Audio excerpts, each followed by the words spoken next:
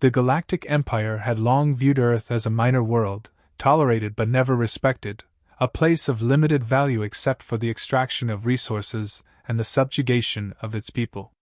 Within the vast bureaucracy of their dominion, humanity was filed away as a species too young and too insignificant to matter in the grand calculus of galactic politics.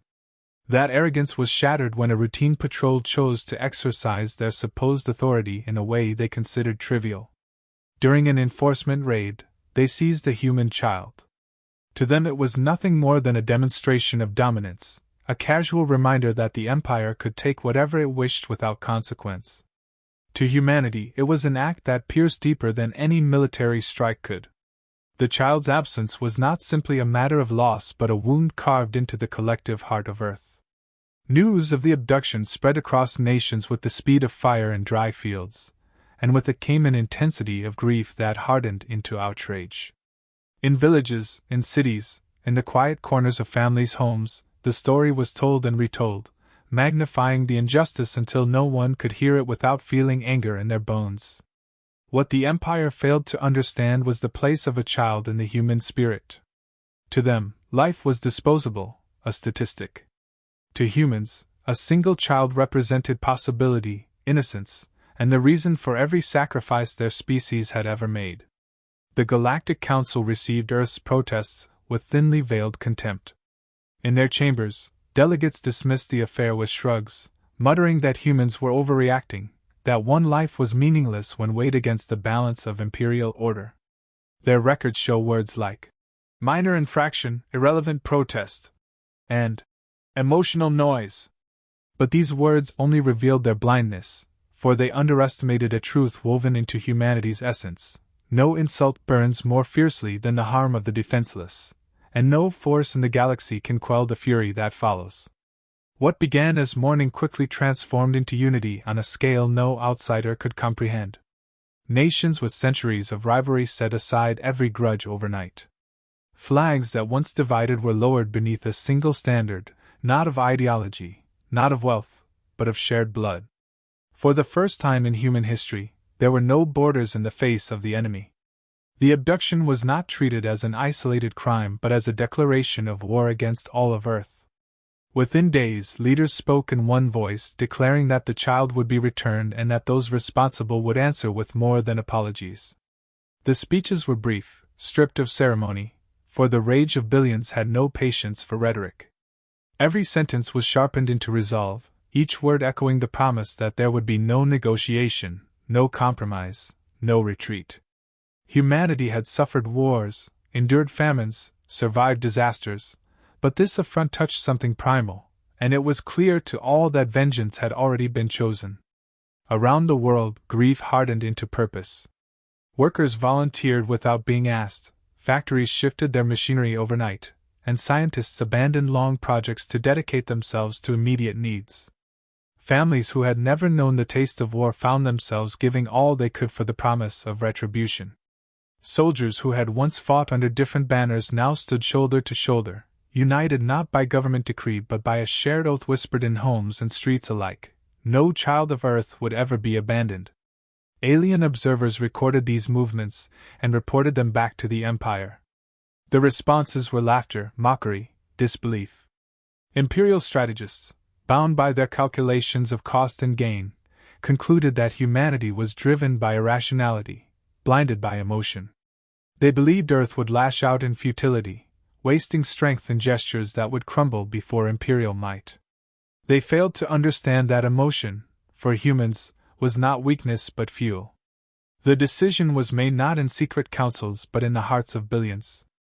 Earth would not wait for the Empire to act again. The stolen child had become more than one life. They had become the measure of what it meant to be human, the embodiment of every son and daughter ever cradled, every future ever dreamed. To recover them was duty, to punish those who dared to steal them was destiny. Thus, the declaration came, unpolished and unadorned, yet carrying the full weight of a species united. Humanity would march to war. It would not be a conflict of borders or resources but a campaign of retribution that would echo across the stars. The final words that carried across every channel and screen on Earth were as sharp as blades: you took a child. We will take the war to you. The declaration of war did not hang in the air as empty rhetoric, it became action the moment it was spoken. Humanity moved with a swiftness that confounded even its own historians, for never before had so many disparate nations, ideologies, and rivalries set aside their differences so completely. Once fractured by politics and history, the world turned itself into a single war engine. Every leader understood that this was not a conflict that could be measured in treaties or in careful strategy. This was survival of spirit, and survival demanded speed.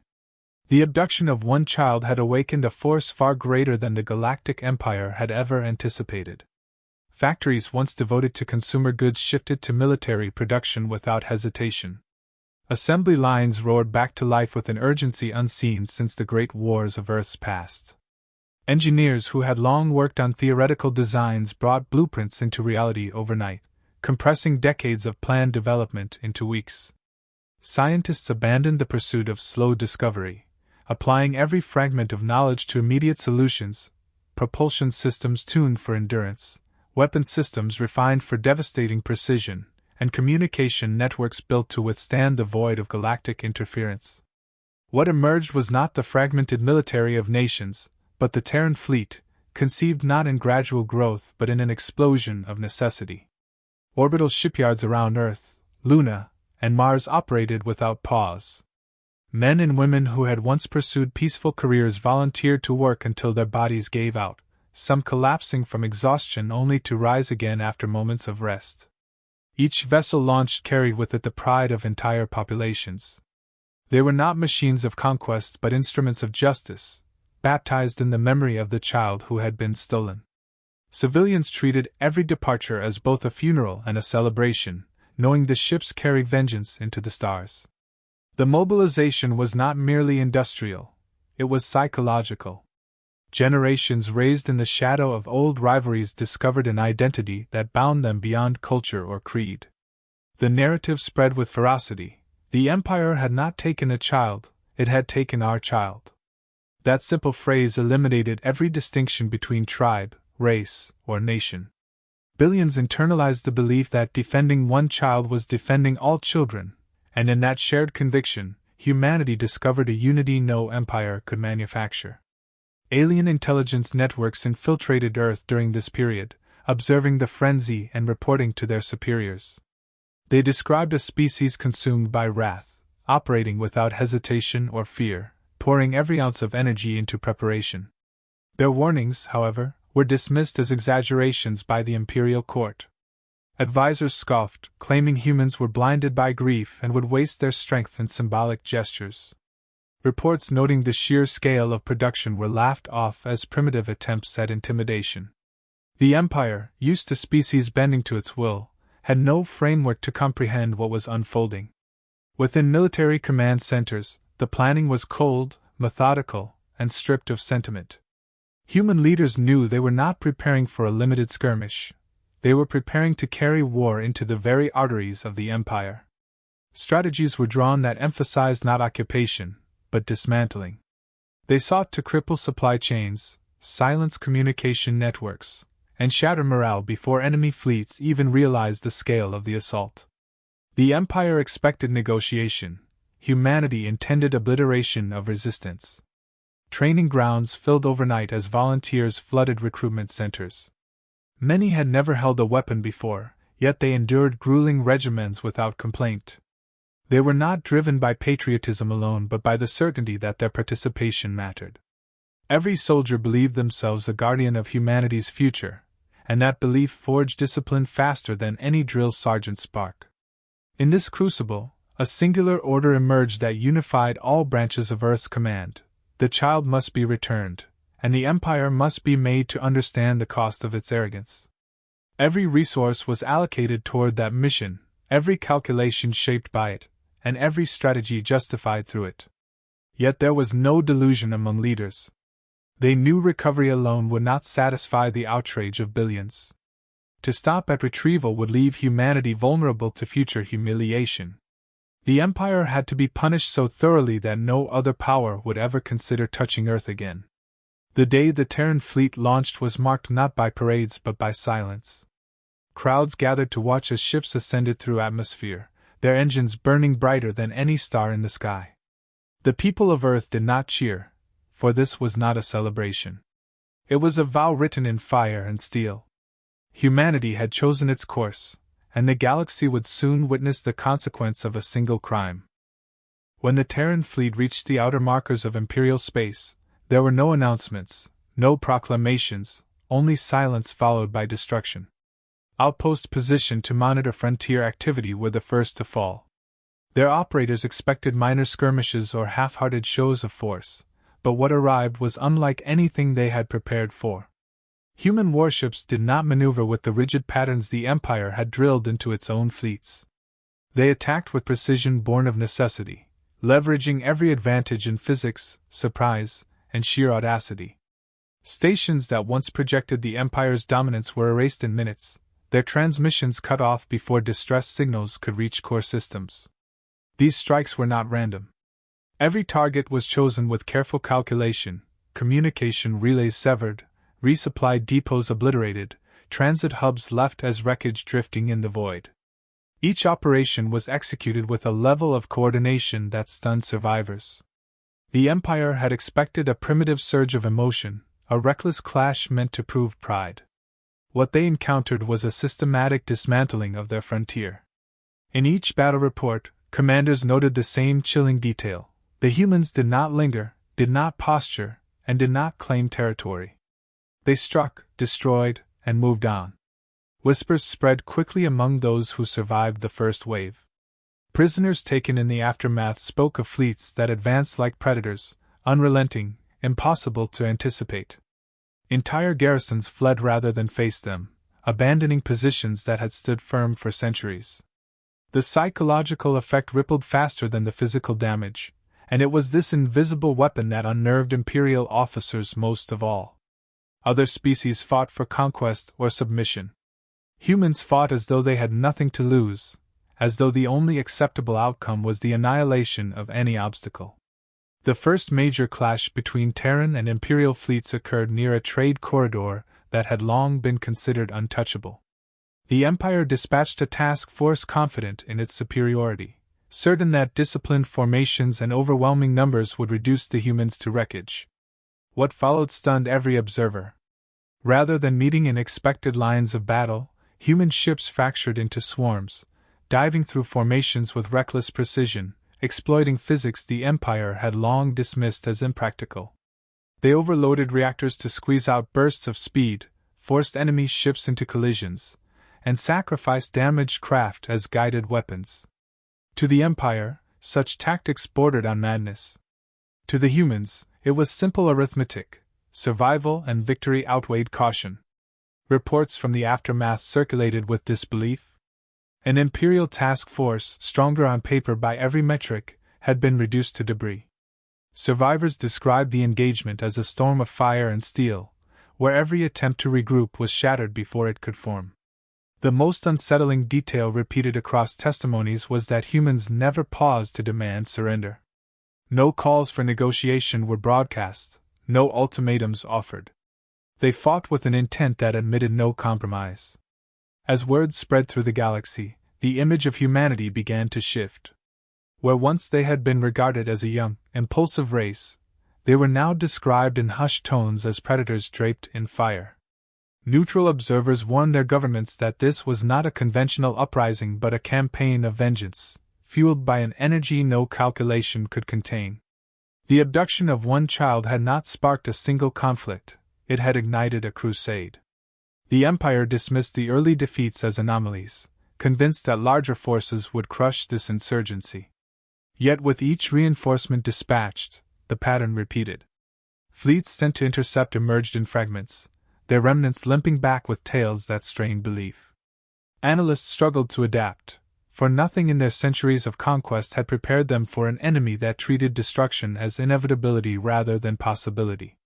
In the space of weeks, the Empire's outer defenses had been reduced to ruin. The Terran fleet advanced deeper, their momentum unbroken, their silence as chilling as their weapons. The galaxy began to understand what the Empire could not. This was not a war for territory, nor a struggle for recognition. It was vengeance made manifest, and it moved with a swiftness and certainty that no empire, however vast, could stop. Imperial space convulsed under the pressure of a campaign it had never imagined possible. Reports flooded the central Senate chambers faster than they could be processed, each one detailing the collapse of another fleet, the loss of another stronghold, the silencing of another relay. Entire sectors were blinking out of contact, their supply lines severed, their populations left in panic. At first, the Senate dismissed the accounts as exaggerations, then as isolated incidents, but soon even the most arrogant voices were forced into silence by the sheer scale of destruction. What unsettled them most was not only the speed of losses but the absence of familiar patterns. Humanity was not advancing to occupy or govern. They were dismantling, burning, erasing, leaving nothing but silence behind. The Empire's allies began to waver. Vassal species that had once sworn fealty out of fear now considered their survival more valuable than loyalty. Ambassadors slipped away from the capital, pleading neutrality or abandoning their posts outright. The sight of imperial banners being lowered on allied worlds spread like a contagion, feeding the perception that the once unshakable throne was crumbling.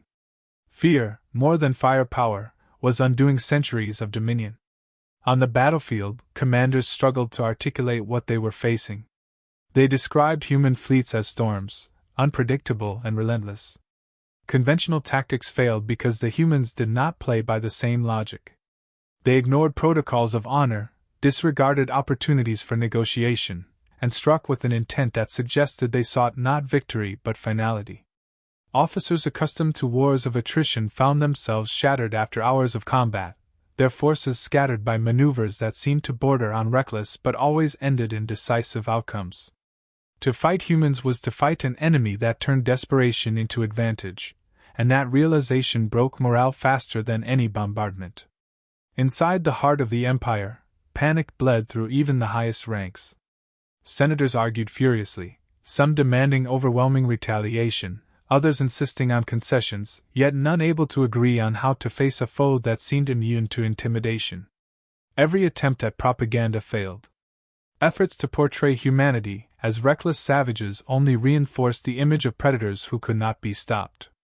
Civilian populations whispered rumors of Earth's vengeance, stories that grew more elaborate with each retelling, until the humans were spoken of as if they were mythic beasts unleashed from legend. Then came the revelation that the child still lived.